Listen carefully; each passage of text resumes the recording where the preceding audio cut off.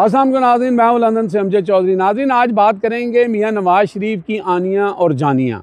मियाँ साहब जिस तरह आए थे, आपको पता है कि यहाँ पर जब वो आए तो शान अली जो एक्टिविस्ट हैं वो अपने ग्रुप के साथ वहाँ थे, कुछ पीटीआई के लोग भी थे। फिर मियाँ साहब मजबूर हुए कि वो पिछले दरवाजे से जो है उनको अंदर दाखिल होना पड़ा। उनकी जो बेंटली गाड़ी थी वो तो आगे से गई, लेकिन वो पीछे से गए जहाँ पे शान अली से उनका टकराव भी हो गया था।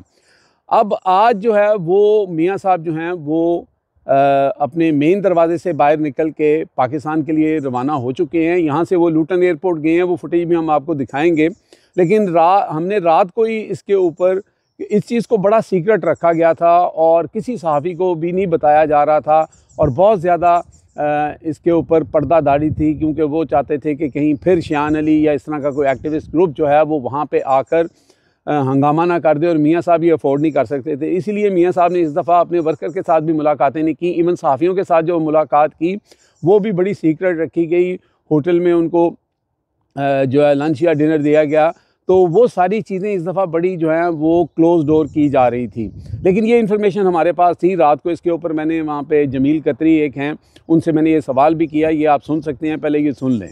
मेरी हिट लिस्ट टीवी की इन्फॉर्मेशन है, वो 3 बजे घर से निकलेंगे, 7 बजे उनकी फ्लाइट है। देखो वो चले जाए तो थैंक यू, नहीं चले जाएंगे तो उनका हर मिनट के बाद ब्लड प्रेशर हाई लो होता रहता है, उनका प्लेटलेट्स गिरते रहती है। लिहाजा ये कोई जी नाज़रीन, ये इन्फॉर्मेशन हमारे पास थी, और अगर हमारे पास थी तो फिर जो एक्टिविस्ट ग्रुप हैं जैसे शान अली है, उनका ग्रुप है, उनके पास भी थी।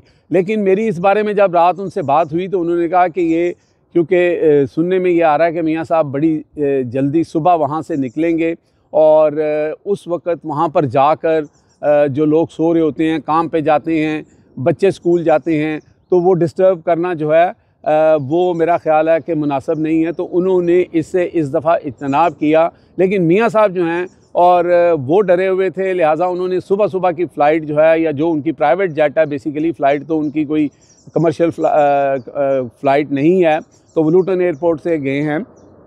तो मियाँ साहब जो हैं वो पाकिस्तान के लिए निकल चुके हैं और 7 बजे शाम लाहौर वो पहुँचेंगे, जो इतलात हैं। आज सुबह जब मियाँ साहब अपने घर से बाहर निकले तो वहाँ पे चंद सहाफ़ी मौजूद थे, और उन सहाफ़ी में से किसी एक ने सवाल किया कि मियाँ साहब, जो इंडिया के अंदर, भारत के अंदर दहशतगर्दी हुई है कश्मीर में, उस पर आप क्या कहेंगे? तो मियाँ साहब ने बिल्कुल चुप साध ली और मियाँ साहब ने कुछ नहीं कहा।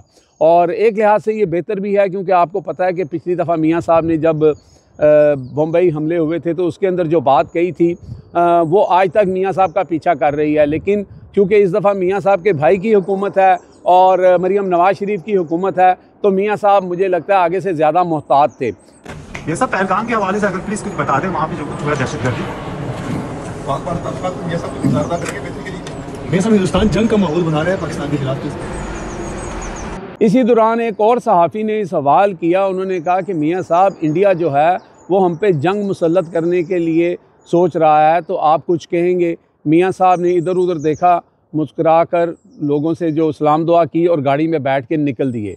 तो मियाँ साहब ने इसके ऊपर कोई बात नहीं की। लेकिन दूसरी तरफ पिछली रात में जो आरिफ अलवी जो थे वो यहाँ पे पीटीआई के यौम तासीस जो था उसमें ख़िताब कर रहे थे। आरिफ अलवी ने क्या कहा? हालांकि आरिफ अलवी की तकरीर के अंदर से एक जुमले को उठा के सोशल मीडिया के ऊपर जो है वो ट्रोल किया जा रहा है कि उन्होंने नौजुबिल्ला शायद ऐसा कहा है कि इमरान खान जो है पैगम्बरों से ज़्यादा जो है पॉपुलर हैं। हालांकि मैं वहाँ मौजूद था और इस बात का इंदिया मैंने आरिफ अलवी साहब को दे भी दिया था कि यहाँ पे क्या स्कीम हो रही है और किस तरह के सवाल होंगे, तो मैंने ये बता भी दिया था। लेकिन ऐसी कोई बात नहीं हुई थी। वो मेरी पिछली वीडियो के अंदर उनकी पूरी तकरीर मौजूद है। अब ये जो सवाल मियाँ साहब से किया गया था, ये सवाल नहीं किया गया आरिफ अलवी से, लेकिन आरिफ अलवी का इसके ऊपर क्या टेक था ये भी सुन ले ज़रा। कि अगर हिंदुस्तान की कोई नजर भी उठेगी तो हम उसकी आंख निकाल देंगे। Pakistan nobody can take this togetherness away from Pakistan despite कि हमारे ऊपर जुल्म हो, जो कुछ भी हो। जी नाज़रीन, अब आप फैसला खुद कर लें कि दोस्तियाँ यारी किसकी हैं और वतन के साथ कौन सिंसियर है, कौन सी जमात का लीडर या सदर जो है वो इंडिया को कैसे आंखें दिखा रहा है। और मियाँ साहब जो हैं उन्होंने खामोशी इख्तियार रखी, उन्होंने इस पर लब कुशाई नहीं की। हालांकि मियाँ साहब बरहमला कह सकते थे कि भाई ये दहशतगर्दी जो है ये किसी भी मुल्क में हो ये ठीक नहीं है, जिसने भी की है गलत किया है और दहशतगर्दी नहीं होनी चाहिए। लेकिन भारत को सोच समझ के जो है वो इल्ज़ाम लगाना चाहिए, सबूतों के साथ लगाना चाहिए। यानी इस तरह की बात मियाँ साहब कर सकते थे जिससे ना तो मोदी साहब नाराज़ होते और ना ही हमारे अदारों के ऊपर कोई उसका नेगेटिव असर पड़ता। लेकिन मियाँ साहब ने इसके ऊपर चुप साध ली और मियाँ साहब ने कोई बात नहीं की। लेकिन वहाँ पर मियाँ साहब के एक कोई साथी थे जो पीछे से ये आवाज़ लगा रहे थे कि जनाब मियाँ साहब जो है ये भारत और पाकिस्तान के तल्लुकात में बेहतरी लाने के लिए कोशिश करेंगे। यही बात मियाँ साहब भी कह सकते थे, लेकिन मियाँ साहब ने ये बात नहीं की। बहरहाल मियाँ साहब जो हैं वो पाकिस्तान वापस आ चुके हैं और अब लंदन में शांति ही शांति है। यहाँ पे एवन फील्ड के लोग भी सुख का सांस लेंगे, क्योंकि वहाँ पे अगर इसी तरह जो हैं वो एहतजाज होते हैं, शोर शराबा होता है। लेकिन कल रात का जो एहतजाज था वो जो शान अली का ग्रुप है उन्होंने उसको मौखर कर दिया था, क्योंकि रात का वो ऐसा पहर था कि वो लोग सो रहे होते हैं जो उन्होंने इसके ऊपर अपना टेक दिया।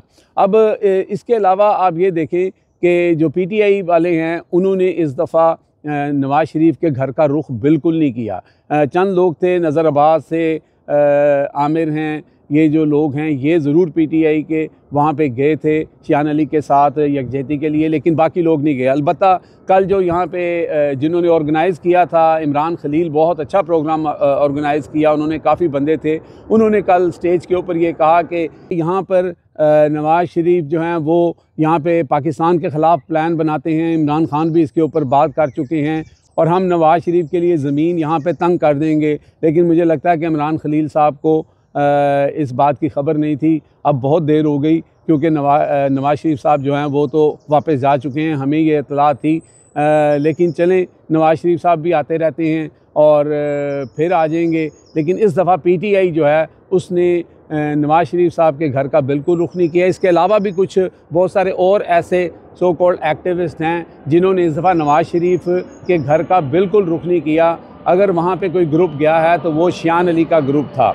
और मार्केट में एक जो अफवाह है वो ये भी है मुबैना तौर पर कि यहाँ पे बहुत सारी चीज़ें मैनेज की गई, चंद सहाफ़ियों के ज़रिए मैनेज की गई। इस वक्त जो नवाज़ शरीफ के करीबी मैनेजमेंट है उन्होंने PTI के लोगों से भी मुबैना मुलाकातें की और उनको कुछ ऑफ़र्स, कुछ वादे वईद, कुछ इस तरह की चीज़ें की कि आप लोगों ने मियाँ साहब आए हुए हैं तो यहाँ नहीं आना। ये बात यहाँ पर हो रही है, इसका कोई सबूत नहीं है और ना ही ये मेरा तज्ज़िया है। लेकिन जो यहाँ पर कुछ लोग ये इल्ज़ामात लगा रहे हैं, इस तरह की बातें कर रहे हैं, तो अब इसमें सच्चाई है कि नहीं है ये मैं नहीं कह सकता। ये झूठ भी हो सकता है और शायद मुबैना तौर पर सच भी हो सकता है।